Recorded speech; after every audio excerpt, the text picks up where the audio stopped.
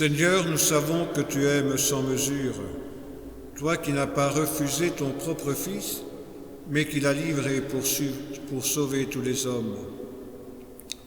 Aujourd'hui encore, montre-nous ton amour. Nous voulons suivre le Christ qui marche librement vers sa mort. Soutiens-nous comme tu l'as soutenu et sanctifie-nous dans le mystère de sa Pâque, lui qui règne avec toi et le Saint-Esprit, maintenant et pour les siècles des siècles. Amen. Nous pouvons nous asseoir et nous prenons le chant « L'Église ouvre le livre ».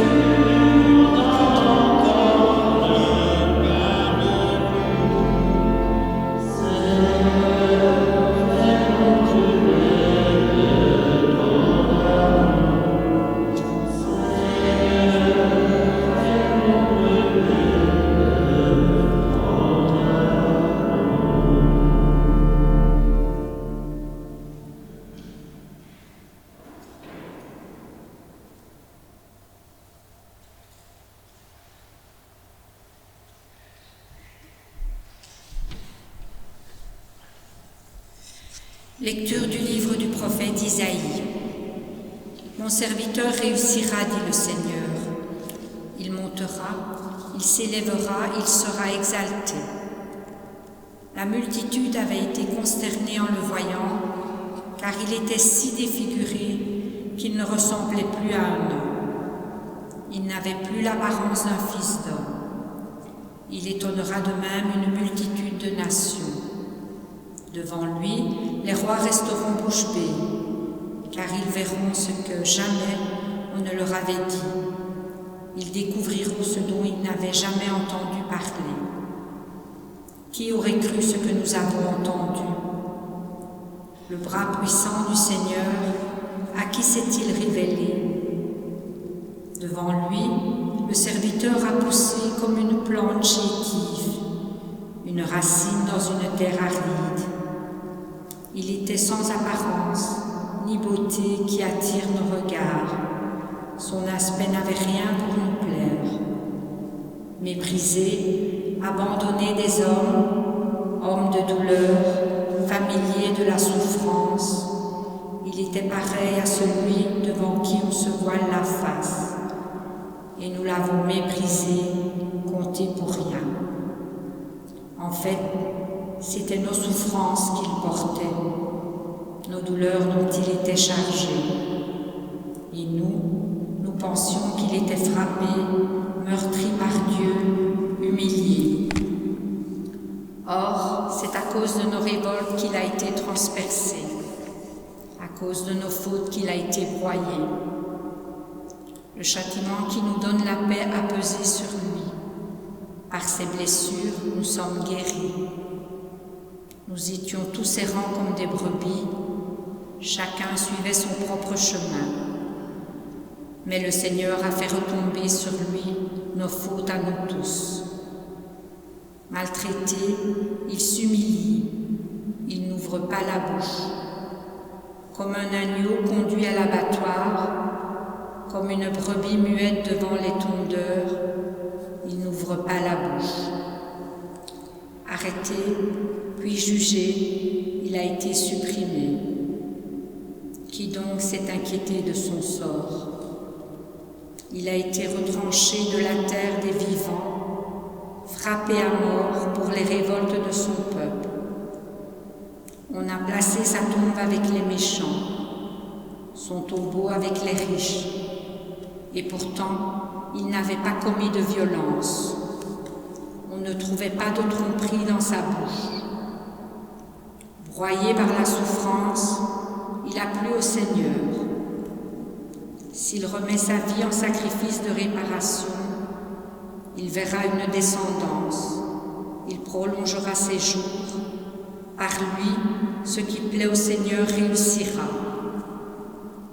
Par suite de ses tourments, il verra la lumière, la connaissance le comblera. Le juste, mon serviteur, justifiera les multitudes. Il se chargera de leurs fautes. C'est pourquoi, parmi les grands, je lui donnerai sa part. Avec les puissants, il partagera le butin. Car il s'est dépouillé lui-même jusqu'à la mort, et il a été compté avec les pécheurs, alors qu'il portait le péché des multitudes et qu'il intercédait pour les pécheurs. Parole du Seigneur.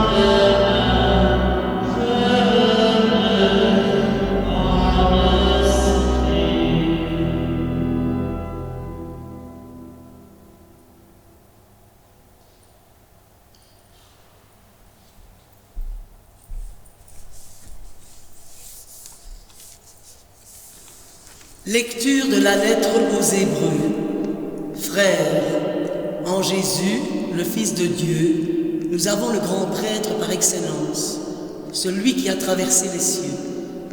Tenons donc ferme l'affirmation de notre foi. En effet, nous n'avons pas un grand prêtre, incapable de compatir à nos faiblesses, mais un grand prêtre, éprouvé en toutes choses, à notre ressemblance, excepté le péché. Avançons-nous donc avec assurance vers le trône de la grâce pour obtenir miséricorde et recevoir en temps voulu la grâce de son secours. Le Christ, pendant les jours de sa vie dans la chair, offrit, avec un grand cri et dans les larmes, des prières et des supplications à Dieu qui pouvait le sauver de la mort, et il fut exaucé, en raison de son grand respect. Bien qu'il soit le Fils, il a pris par ses souffrances l'obéissance et conduit à sa perfection. Il est devenu pour tous ceux qui lui obéissent la cause du salut éternel. Parole du Seigneur.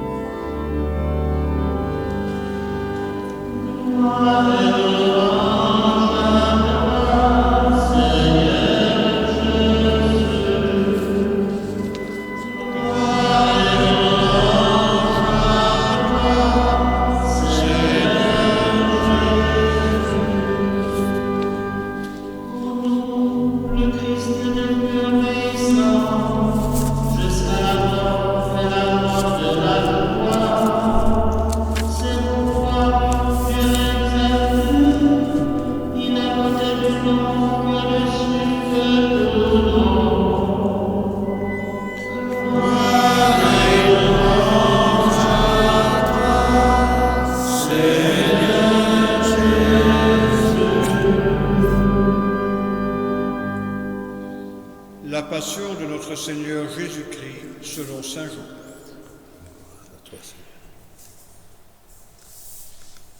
Après le repas, Jésus sortit avec ses disciples et traversa le torrent du Cédron. Il y avait là un jardin dans lequel il entra avec ses disciples. Judas, qui le livrait, connaissait l'endroit lui aussi, car Jésus y avait souvent réuni ses disciples. Judas prit donc avec lui un détachement de soldats et des gardes envoyés par les chefs des prêtres et les pharisiens. Ils avaient des lanternes, des torches et des armes. Alors Jésus, sachant tout ce qui allait lui arriver, s'avança et leur dit : « Qui cherchez-vous ? » Ils lui répondirent : « Jésus, le Nazaréen. » Il leur dit : « C'est moi. » Judas qui le livrait était au milieu d'eux. Quand Jésus leur répondit : « C'est moi », ils reculèrent et ils tombèrent par terre. Il leur demanda de nouveau : « Qui cherchez-vous » Ils dirent : « Jésus, le Nazaréen. » Jésus répondit : « Je vous l'ai dit, c'est moi. Si c'est bien moi que vous cherchez ceux-là, laissez-les partir. » Ainsi s'accomplissait la parole qu'il avait dite : « Je n'ai perdu aucun de ceux que tu m'as donnés. » Alors Simon-Pierre, qui avait une épée, la tira du fourreau. Il frappa le serviteur du grand prêtre et lui coupa l'oreille droite. Le nom de ce serviteur était Malchus. Jésus dit à Pierre : « Remettons l'épée au fourreau. Est-ce que je vais refuser la coupe que le Père m'a donnée à boire ?» Alors les soldats, le commandant et les gardes juifs se saisissent de Jésus et l'enchaînent. Ils l'emmenèrent d'abord chez Anne, beau-père de Caïphe, le grand prêtre de cette année-là. C'est Caïphe qui avait donné aux Juifs cet avis. Il vaut mieux qu'un seul homme meure pour tout le peuple. Simon-Pierre et un autre disciple suivaient Jésus. Comme ce disciple était connu du grand prêtre, il entra avec Jésus dans la cour de la maison du grand prêtre. Mais Pierre était resté dehors près de la porte. Alors l'autre disciple, celui qui était connu du grand prêtre, sortit, dit un mot à la jeune servante qui gardait la porte et fit entrer Pierre. La servante dit alors à Pierre, « N'es-tu pas toi aussi un des disciples de cet homme-là » Il répondit, « Non, je n'en suis pas. » Les serviteurs et les gardes étaient là. Comme il faisait froid, ils avaient allumé un feu pour se réchauffer. Pierre était avec eux et se chauffait, lui aussi. Or, le grand prêtre questionnait Jésus sur ses disciples et sur sa doctrine. Jésus lui répondit, « J'ai parlé au monde ouvertement.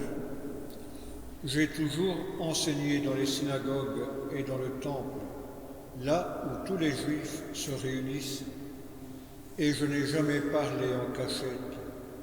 Pourquoi me questionnes-tu? Ce que j'ai dit, demande-le à ceux qui sont venus m'entendre. Eux savent ce que j'ai dit. » À cette réponse, un des gardes qui était à côté de Jésus lui donna une gifle en disant, « C'est ainsi que tu réponds au grand prêtre. » Jésus lui répliqua, « Si j'ai mal parlé, montre ce que j'ai dit de mal.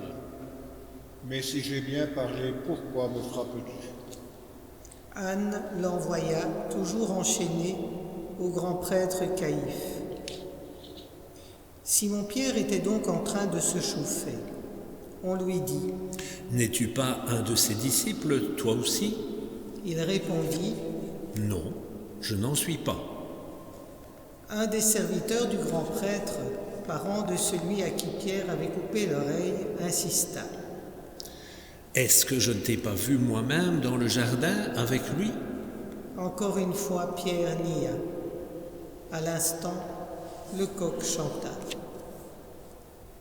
Alors on emmène Jésus de chez Caïphe au palais du gouverneur. C'était le matin. Les Juifs n'entrèrent pas eux-mêmes dans le palais, car ils voulaient éviter une souillure qui les aurait empêchés de manger l'agneau pascal. Pilate vint au dehors pour leur parler.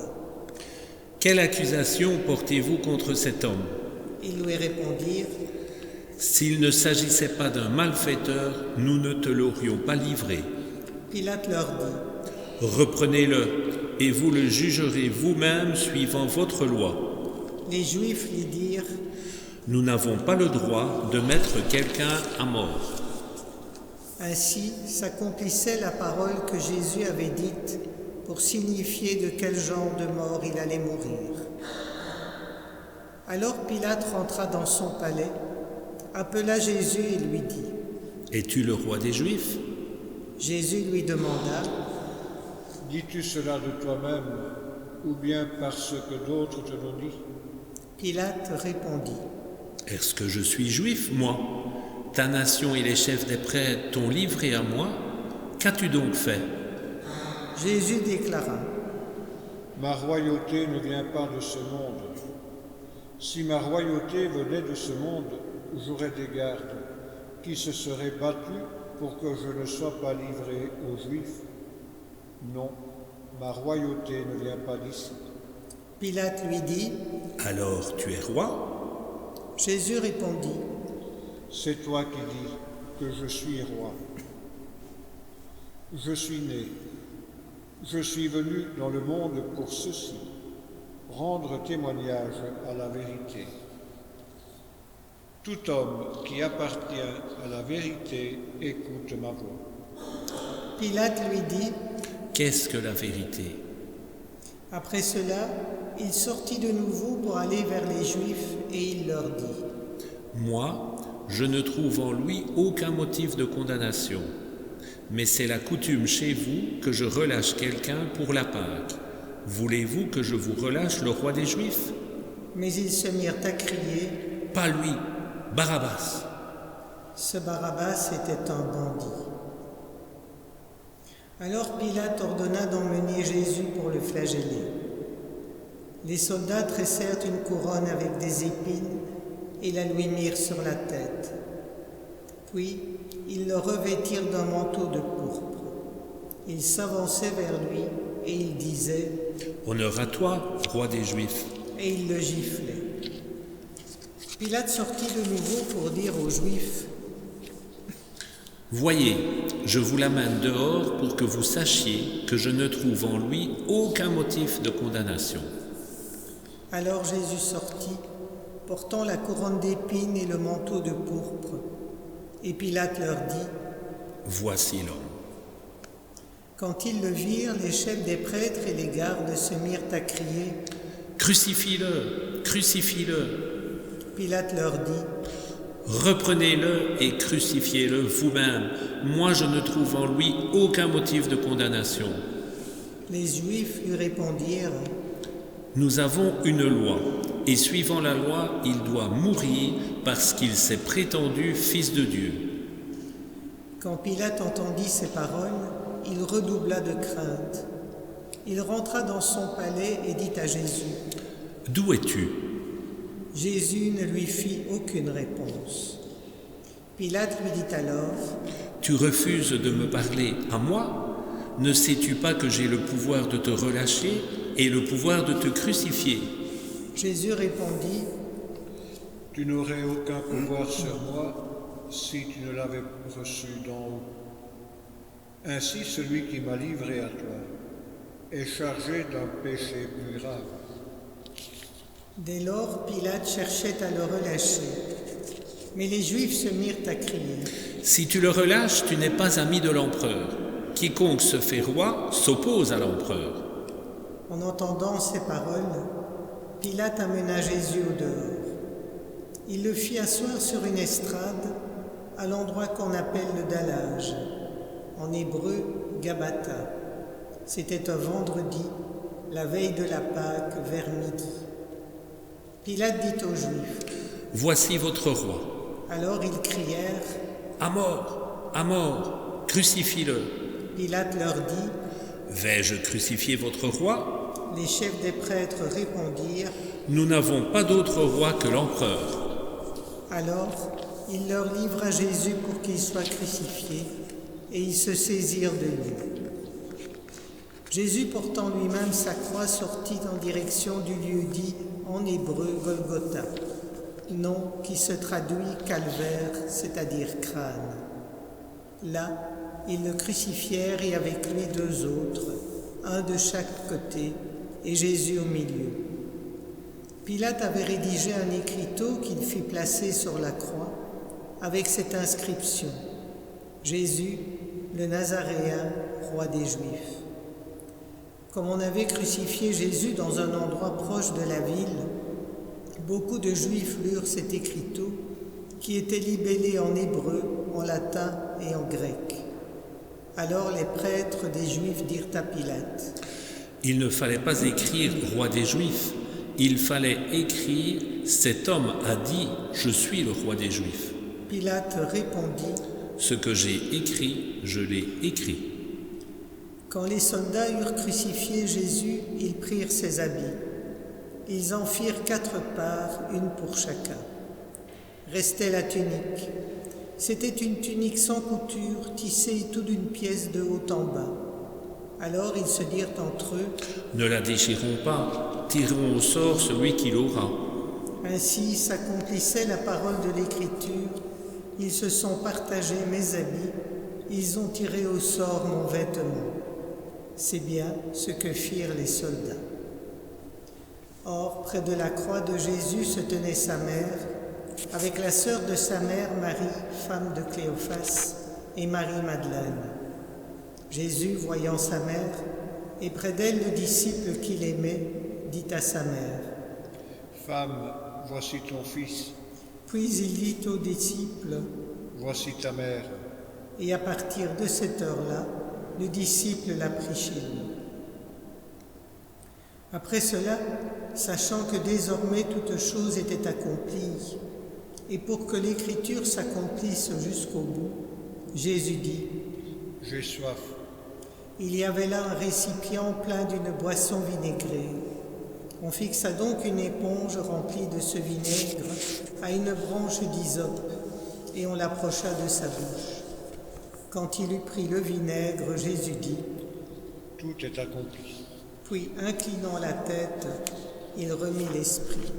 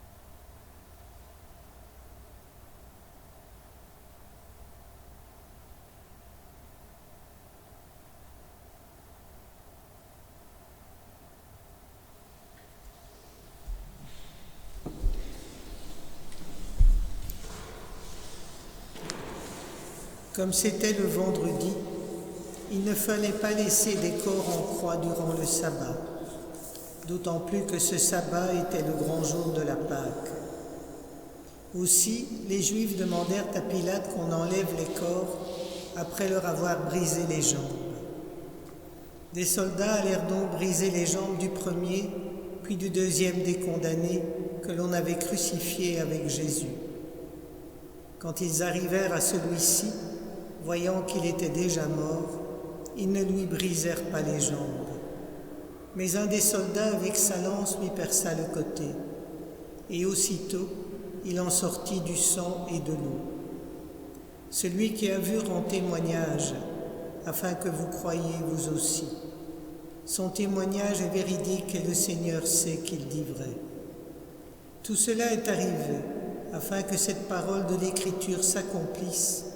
Aucun de ces os ne sera brisé. Et un autre passage dit encore : ils lèveront les yeux vers celui qu'ils ont transpercé. Après cela, Joseph d'Arimathie, qui était disciple de Jésus, mais en secret par peur des Juifs, demanda à Pilate de pouvoir enlever le corps de Jésus. Et Pilate le permit. Joseph vint donc enlever le corps de Jésus. Nicodème, celui qui la première fois était venu trouver Jésus pendant la nuit, vint lui aussi, apporta un mélange de myrrhe et d'aloès pesant environ 100 livres. Ils prirent le corps de Jésus, ils l'enveloppèrent d'un linceul en employant les aromates, selon la manière juive d'ensevelir les morts. Près du lieu où Jésus avait été crucifié, il y avait un jardin, et dans ce jardin un tombeau neuf, dans lequel on n'avait encore mis personne. Comme le sabbat des Juifs allait commencer et que ce tombeau était proche, c'est là qu'ils déposèrent Jésus.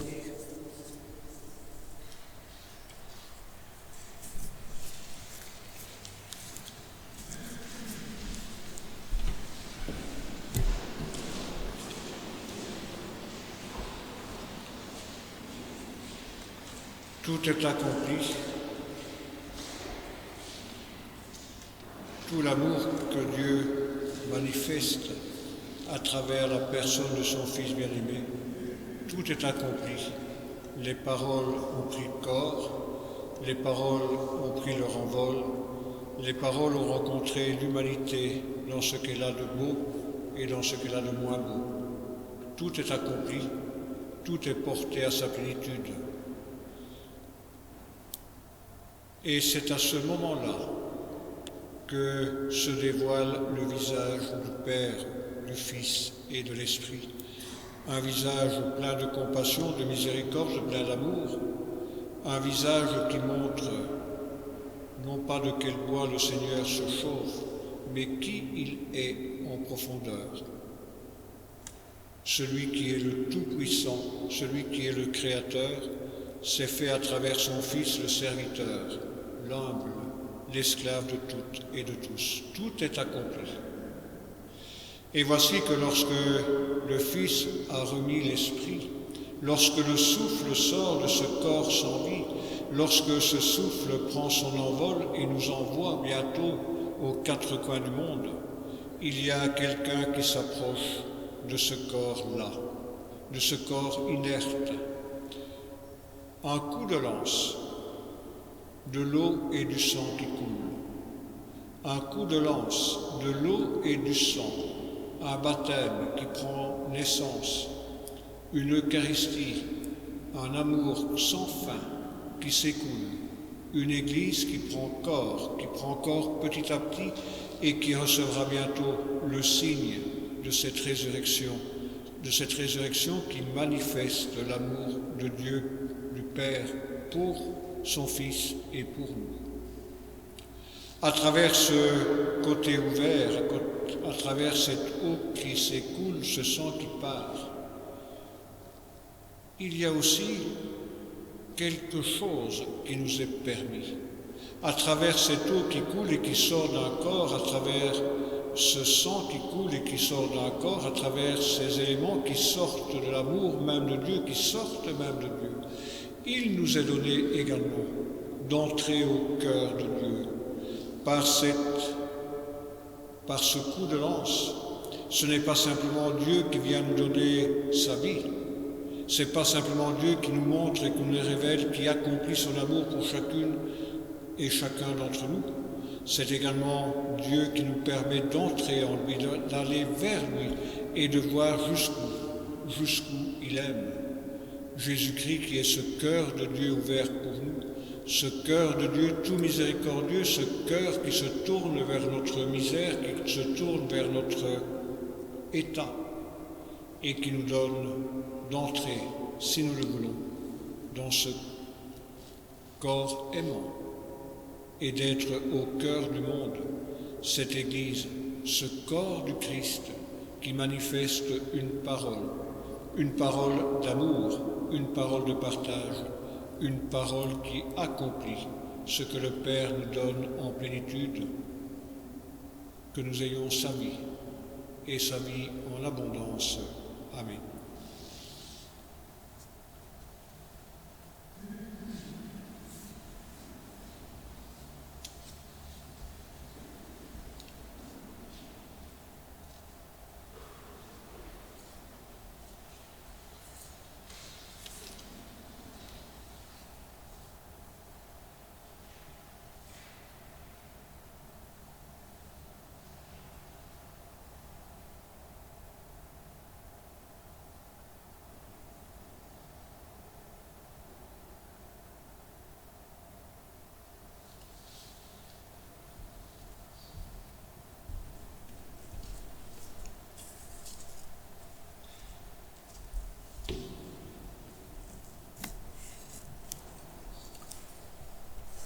Levons-nous si nous le pouvons.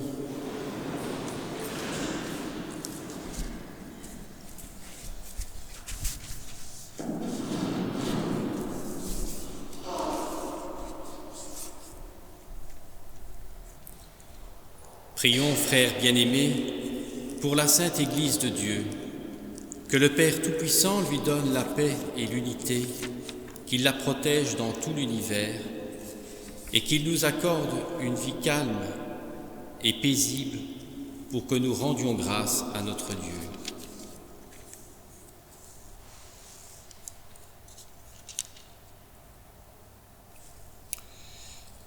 Dieu éternel et tout-puissant, dans le Christ, tu as révélé ta gloire à tous les peuples. Protège l'œuvre de ton amour, afin que ton Église, répandue par tout l'univers, demeure inébranlable dans la foi pour proclamer ton nom. Par Jésus, le Christ, notre Seigneur. Amen.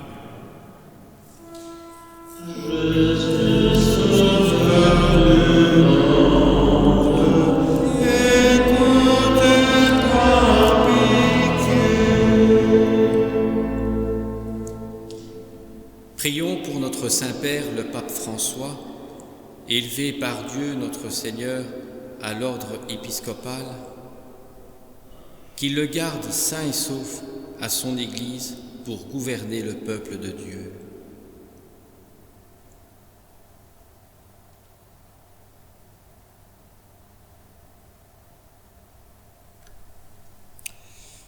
Dieu éternel et tout-puissant, dont la sagesse organise toutes choses, daigne écouter notre prière. Protège avec amour le pape que tu as choisi, afin que sous la conduite de ce pasteur, le peuple chrétien que tu gouvernes progresse toujours dans la foi, par Jésus le Christ notre Seigneur. Amen.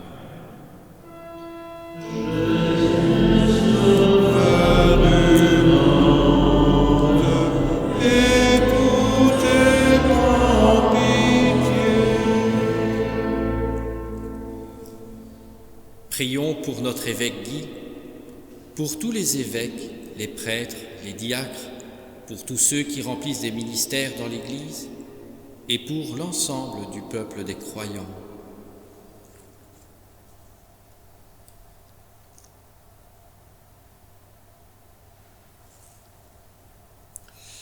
Dieu éternel et tout-puissant, dont l'Esprit sanctifie et gouverne le corps entier de l'Église, exauce les prières que nous t'adressons pour que tous les ordres de fidèles qui la composent, que chacun d'eux, par le don de ta grâce, te serve avec fidélité, par Jésus le Christ, notre Seigneur. Amen.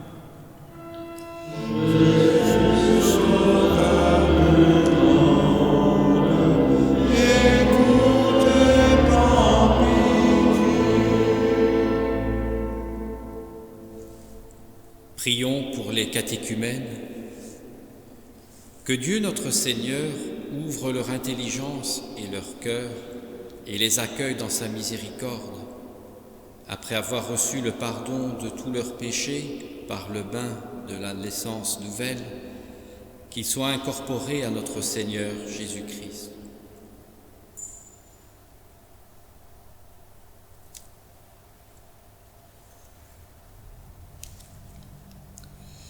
Dieu éternel et tout-puissant, toi qui assures toujours la fécondité de ton Église, augmente en nos catéchumènes l'intelligence et la foi.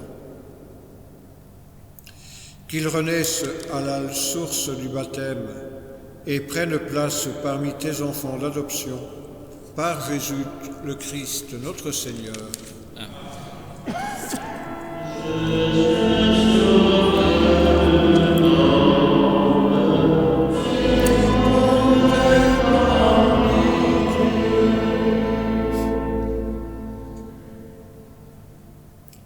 Prions pour tous nos frères qui croient en Jésus-Christ et s'efforcent de conformer leur vie à la vérité.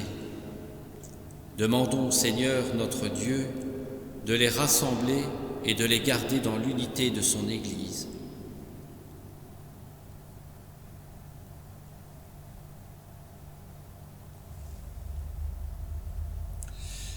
Dieu éternel et tout-puissant, toi qui rassembles ce qui est dispersé et qui fais l'unité de ce que tu rassembles, regarde avec amour l'Église de ton Fils. Nous te prions d'unir dans la totalité de la foi et par le lien de la charité tous les hommes, toutes les femmes qu'un seul baptême a consacrés, par Jésus le Christ, notre Seigneur. Jésus, Sauveur du monde,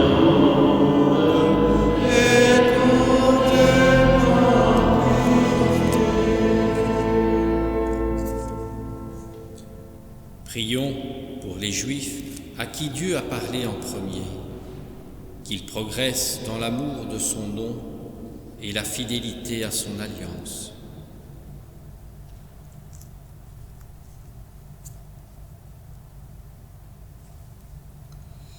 Dieu éternel et tout-puissant, toi qui as choisi Abraham et sa descendance pour en faire les fils de ta promesse, conduis à la plénitude de la rédemption le premier peuple de l'Alliance, comme ton Église t'en supplie, par Jésus le Christ, notre Seigneur. Amen.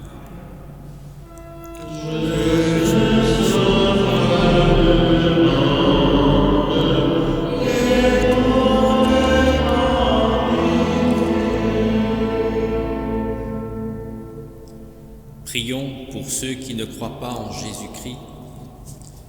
Demandons qu'à la lumière de l'Esprit Saint, ils soient capables, eux aussi, de s'engager pleinement sur le chemin du salut.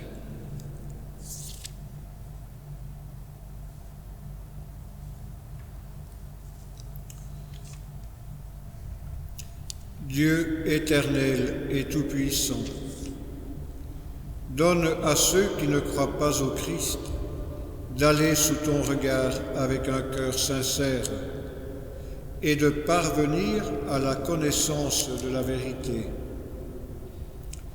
Et donne-nous de mieux nous aimer les uns les autres et d'ouvrir davantage notre vie à la tienne pour être dans le monde de meilleurs témoins de ton amour par Jésus le Christ, notre Seigneur.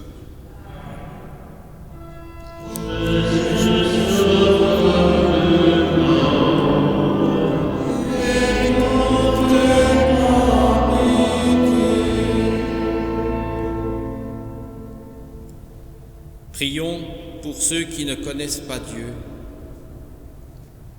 Demandons qu'en obéissant à leur conscience, ils parviennent à le reconnaître.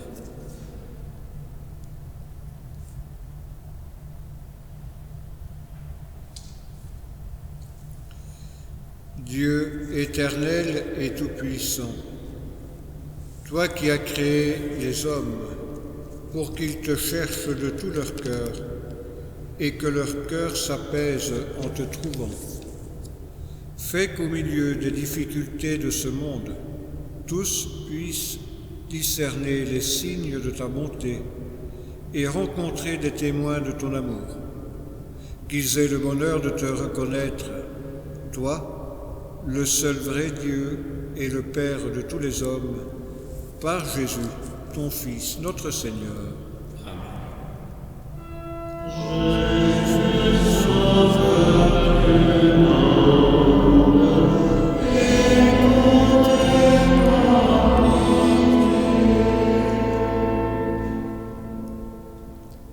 Prions pour les chefs d'État et tous les responsables des affaires publiques. Que le Seigneur notre Dieu dirige leur esprit et leur cœur selon sa volonté pour la paix et la liberté de tous.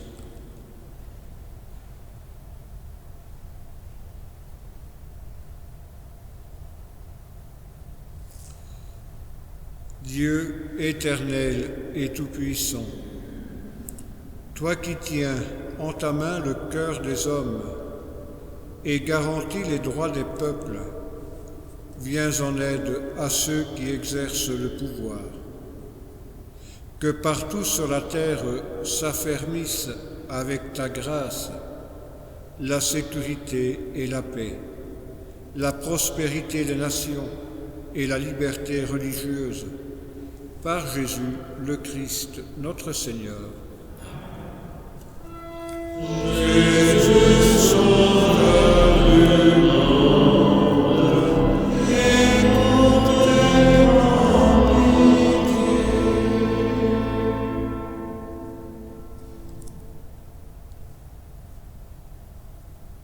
Frères et sœurs bien-aimés, prions Dieu le Père Tout-Puissant d'avoir pitié des hommes et femmes dans l'épreuve, qu'il débarrasse le monde de toute erreur, qu'il chasse les épidémies et repousse la famine, qu'il vide les prisons et délivre les captifs, qu'il protège ceux qui voyagent, qu'il ramène chez eux les exilés, qu'il donne la force aux malades et accorde le salut aux mourants.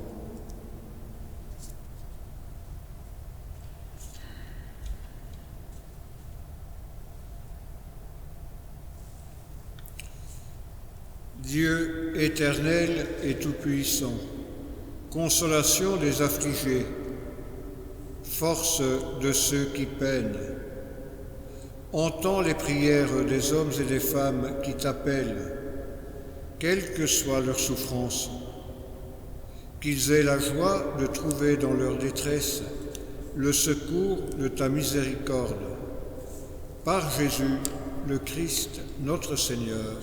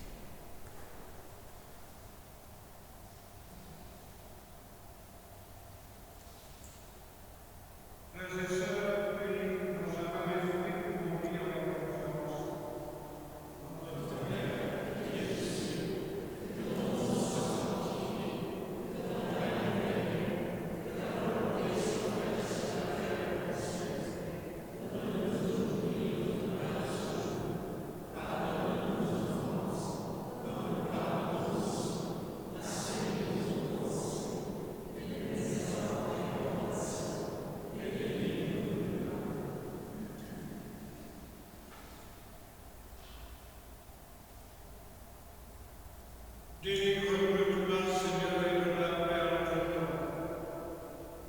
Par ta miséricorde, libère-nous des péchés, assure-nous devant les épreuves. En cette vie où nous espérons le bonheur que tu promets et l'avènement de Jésus notre Seigneur.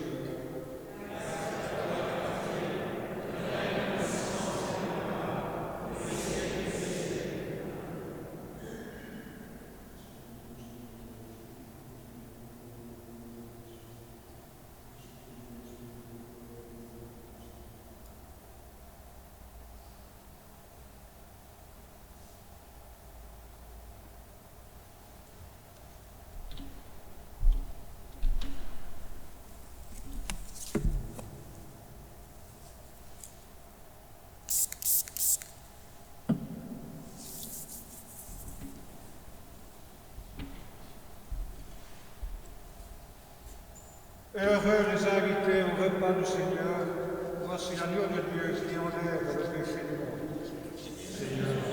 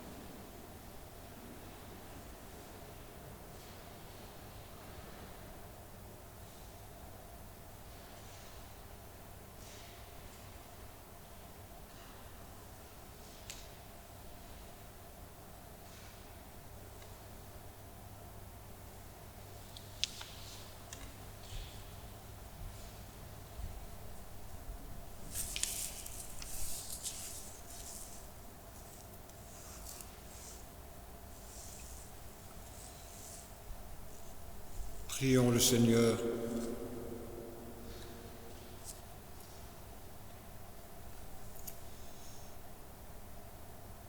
Dieu de puissance et de miséricorde, toi qui nous as renouvelés par la mort et la résurrection de ton Christ, entretiens en nous l'œuvre de ton amour.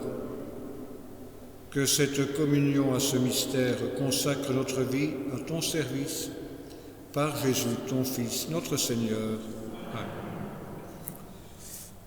Après la bénédiction, nous sortirons de l'Église dans le plus grand calme et en respectant ce qui nous est demandé depuis de très nombreux mois.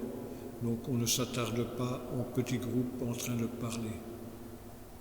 Et puis, en ce vendredi où l'Église fait mémoire de la mort du Christ, restons dans le cœur à cœur avec ce Seigneur qui nous aime tant.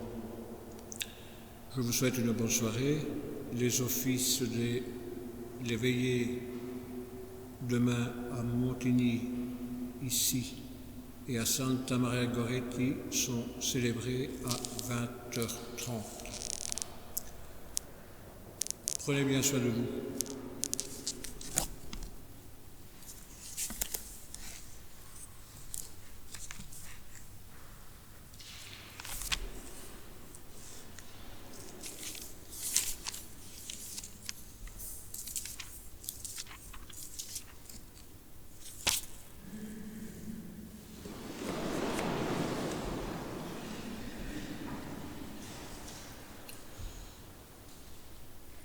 Que ta bénédiction, Seigneur, descende en abondance sur ton peuple qui a célébré la mort de ton Fils dans l'espérance de sa propre résurrection.